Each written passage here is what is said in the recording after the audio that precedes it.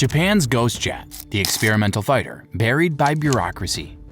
In 2016, Japan shocked the world by unveiling its first stealth fighter prototype. The aircraft was called the X-2 Shinshin, an experimental jet packed with advanced avionics, radar-absorbing coatings, thrust vectoring, and internal weapons bays. It was sleek, futuristic, and a declaration of technological independence.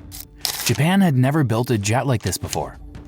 The X-2 wasn't meant to go into production, but it was supposed to lay the foundation for something that would. A true homegrown fifth-generation fighter. But after years of development, tests, and hype, Japan's stealth dream quietly vanished. The X-2 was grounded, archived, and forgotten. No production jet followed. No contracts were signed. This is the story of Japan's ghost jet, the X-2 fighter that never made it to the battlefield. Not because it couldn't fly, but because bureaucracy, indecision, and geopolitical hesitation buried it before it could soar. Japan's fighter jet legacy has always been heavily tied to the US after World War II.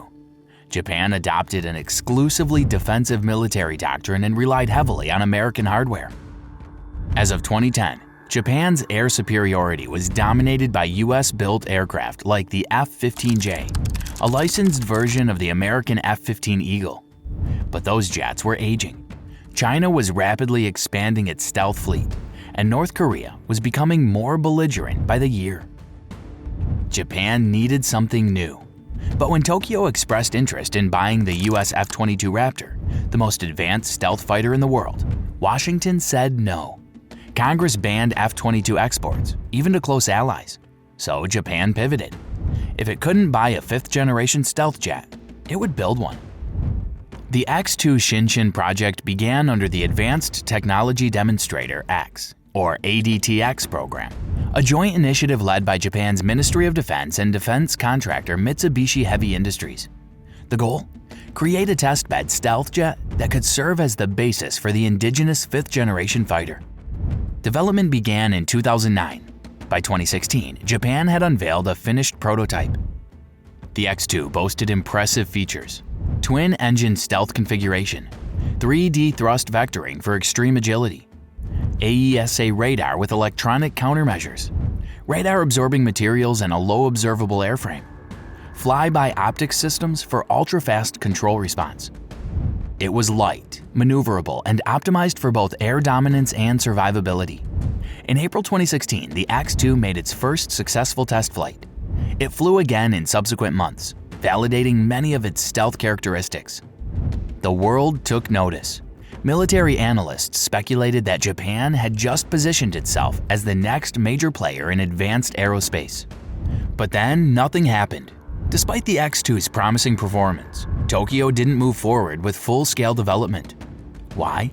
Because building an operational fifth-gen fighter is expensive. Japan estimated that a production variant, initially dubbed the F-3, could cost as much as 2 trillion yen, or 18 billion US dollars. Japan's Ministry of Finance balked at the cost, and the Ministry of Defense, constrained by a pacifist constitution and cautious leadership, hesitated to greenlight a massive new weapons platform without foreign backing. Officials also worried about duplication. Japan had already committed to purchasing 147 F-35 Lightning IIs from the United States. With so many modern fighters incoming, was there really a need for an expensive, risky domestic jet? Even Mitsubishi Heavy Industries, the contractor behind the X-2, was unsure it could shoulder the full cost of production. Japan's defense industry, while technically capable, lacked the large-scale manufacturing base of Lockheed Martin or Northrop Grumman. And so, the X-2 was shelved. In 2018, the Japanese government formally announced that the X-2 would not be developed into an operational fighter. Instead, the program would be absorbed into a broader study for a next-gen platform that would require international collaboration. The new plan? Develop a sixth-generation fighter called the FX, with help from overseas partners. In other words, start over. Years of research, flight testing, and stealth validation were mothballed. The X-2 prototype was retired.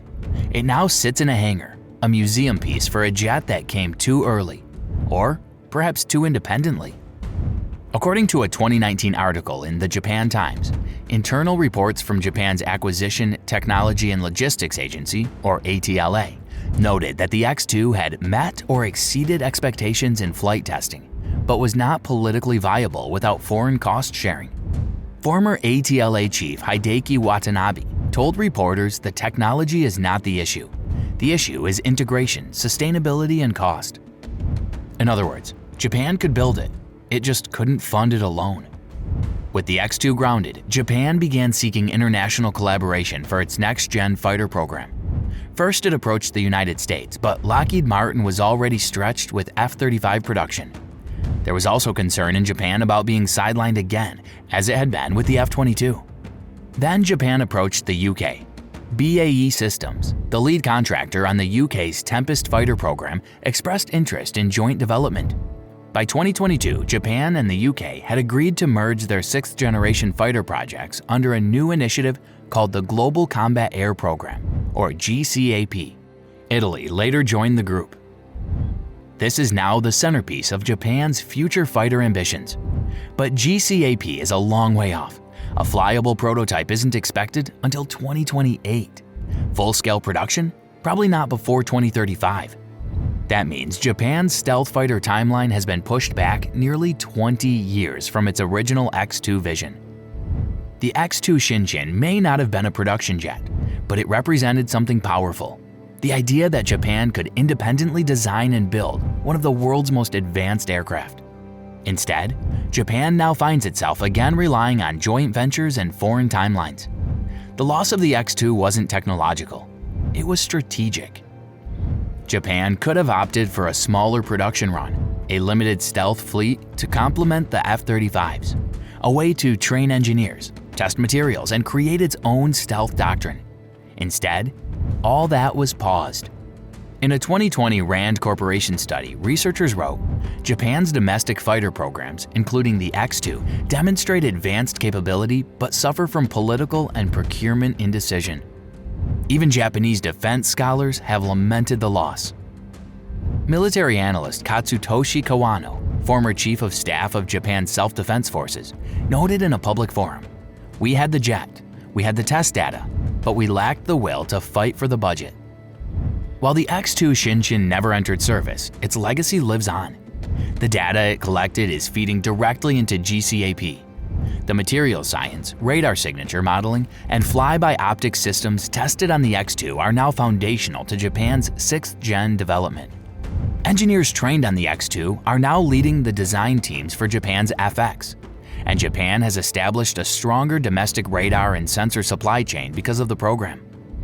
So in some ways, the X-2 succeeded, but it could have done more. A limited run of 12 to 24 jets could have kept the line warm. It could have strengthened Japan's aerospace supply chain and provided valuable combat simulation data. It could have created leverage in future partnerships. Instead, the jet became a symbol of hesitation. The X-2 Shinshin was never defeated in the air. It never crashed, never failed its tests, and never lost a dogfight. It was grounded by committee meetings, buried under spreadsheets, killed by caution. Japan built a fighter jet the world respected, and then filed it away. Today, as Japan enters GCAP, it brings with it the ghost of the X-2, a reminder of what might have been and what still could be. Thanks for watching. Drop your thoughts in the comments. Should Japan have moved forward with X-2 production? Was shelving it a smart strategic pivot or a missed national opportunity? Hit like, subscribe, and stay tuned for more stories of weapons programs that soared, stalled, and sometimes simply disappeared.